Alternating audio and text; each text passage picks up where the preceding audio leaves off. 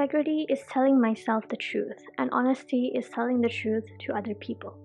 Spencer Johnson. Admitting that you're not okay is quite difficult, but through this speech, I admit for quite a long time in my life, I have gone through a certain degree of what's called imposter syndrome. So I will be talking about this topic during my speech today, using my own personal experiences and also my advice for anyone else with this syndrome that might be listening. I'm also aware that in our society right now, imposter syndrome may be something that's almost unheard of, so not many people know about it. Many people also tend to misunderstand it as well, leading to misconception and mistreatment.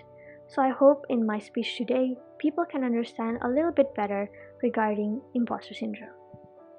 So first of all, imposter syndrome is not a mental disorder that you can be professionally diagnosed with, although it does have the capacity to lead to depression, anxiety, and other mental illnesses. However, imposter syndrome itself refers to an internal experience of believing that you're not as competent as other people perceive you to be. You feel as though at any moment you're going to be found out to be a fake, that you don't belong where you are, you don't deserve what you have, and you only got where you are right now through sheer luck or external factors. If I could sum up all of this, how it feels, into one word, it would be suffocating. When we talk about imposter syndrome, we need to keep in mind that it is not just one classification and that applies to everyone who goes through it. There are actually different types of the syndrome, although one person may actually experience more than one type in his or her life. They might even experience all 5. So here are the 5 types of imposter syndrome and the traits or signs associated with them.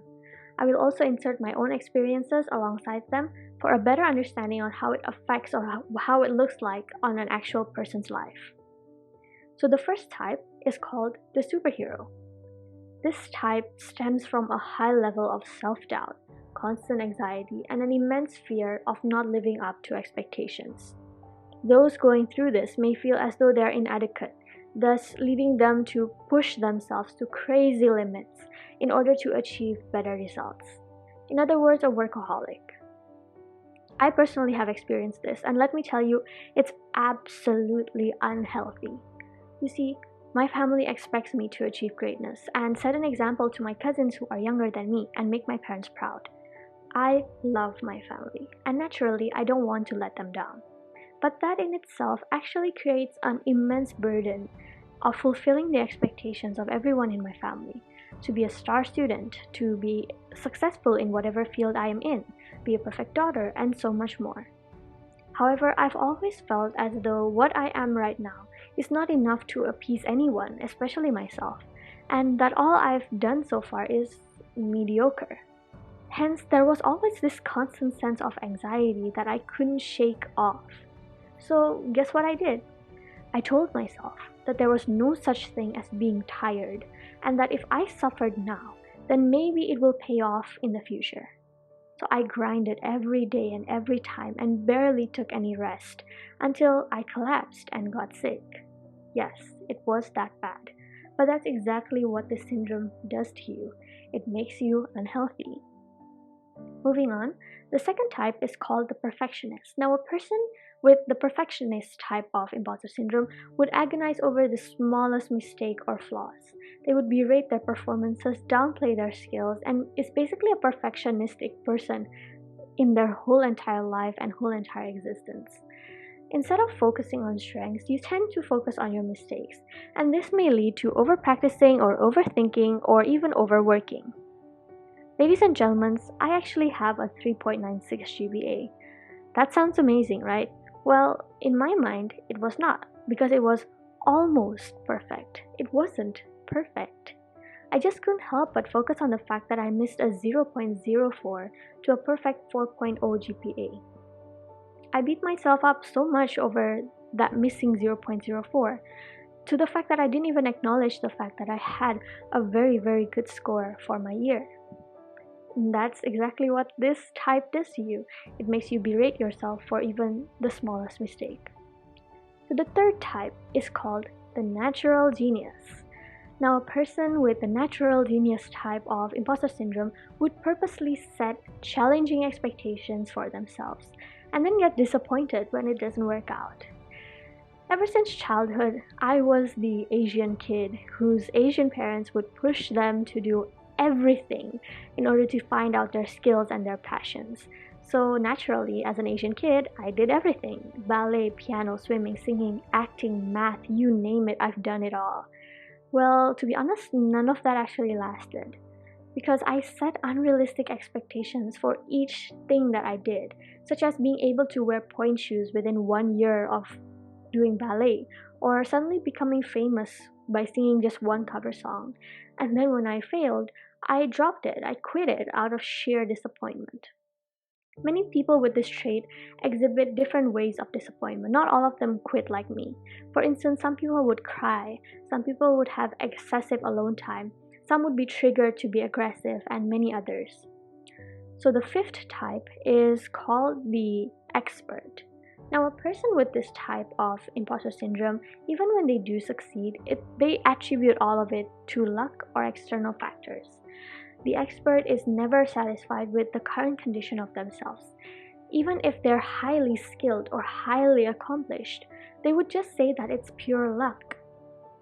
I'd say my success today is getting decent grades in my English major and winning 1 or 2 English competitions. But I've always thanked the situation where my parents actually birthed me in a foreign land and raised me with English instead of Bahasa Indonesia. My success wasn't because I tried, but because I was lucky enough to be born and raised the way I was. But now that I look at it, I look back and I think that doesn't make sense because I did try very hard. I did stay up late to study, I did stay up late to do my best, and so on and so forth. But back then, I just couldn't see it because of the syndrome that was constantly berating me. And finally, the fifth type, it's called the soloist. Now, a person with the soloist type of imposter syndrome has more than usual fear of being found out, which leads them to do all sorts of things, such as faking confidence and then being so paranoid that people will know you're being fake. And you see, the fear of judgment is something that I and other people with this syndrome possibly feel on a daily basis. Being excluded and branded as a phony is a huge nightmare, and thus we tend to reject any form of assistance, since that might make us seem incompetent. So we just do it by ourselves. We take everything and all matters into our own hands, and it doesn't matter if we are doing a group project, we would just do it individually and then just give the results later on. That's the logic of us with imposter syndrome. So those are some characteristics and types of imposter syndrome. But you may be asking, what is the cause? Well, I personally find that an overload of personal expectation or constant criticism is a high benefactor. For instance, a family that highly values achievements or parents who constantly criticize their kids may result in a child with imposter syndrome. Entering a new environment may also lead to this, since we have no idea what or who to expect. Actually, during this past year, quarantine may have made it even worse for some people because their parents are always constantly criticizing them at home, or they cannot show themselves off or show off their skills in person when they're at school or university or work. Thus, it may create a huge amount of stress to a lot of people. Now, we get on to the most important part of my speech, which is the solutions. I'd like to proudly say that for quite some time I have been working on this syndrome of mine, and I have made progress. I've read so many articles talking about ways to help overcome this syndrome, but none of them actually resonated with me. You see, sharing my feelings just made me feel guilty about actually talking about my thoughts and personal feelings. Focusing on other people just made me jealous over the fact that their lives seemed so easy and without burden. And assessing my abilities or accomplishments didn't help either, because it would just make me nitpick all of my previous mistakes and failures. So I do congratulate people who got through this imposter syndrome using those methods, but somehow none of them worked on me. But I feel like that's fine, because everyone has their own ways of overcoming this. So you don't need to feel pressure to follow the way everyone else follows. That's my first advice to anyone listening. Don't feel pressured to, follow the ways of overcoming imposter syndrome that your friend does or that your psychologist advices to you. If it fails and it doesn't work, it's not your fault. It's just the fact that you have a different style than other people, and that's perfectly fine. Nonetheless, I will share my story and my progress and my solutions. So, how I started slowly getting over this imposter syndrome is by doing two things: acceptance and perseverance. Because I realized that this syndrome is something that happens within my mind, my well being, and my conscience. And I realized that no amount of attention or talking or help from professionals could help me if I didn't want to help myself. I had to first accept the fact that I was not indeed perfect and I had this feeling inside of me. Only then could I start moving forward to overcoming the situation. After accepting the situation, I thought to myself, now what? Honestly, there was no answer to that, so I did the one thing that I could do: hold on and keep moving forward. Keep living life to the fullest and trying to improve step by step as I go by. And you know what? It actually worked. Granted, not as fast as you'd hope, but that's alright. After I could accept all the traits I had earlier were not healthy for me and pursued to improve each day, I could slowly start to release little by little the burden that's been keeping me down. I could communicate with my parents, telling them that I was not okay, and I felt pressured to be the perfect daughter with all their expectations. And it worked, very slowly, but it really does. Accepting and persevering. So, what about friends or family? What do you do for someone with imposter syndrome? Two things as well: time and support.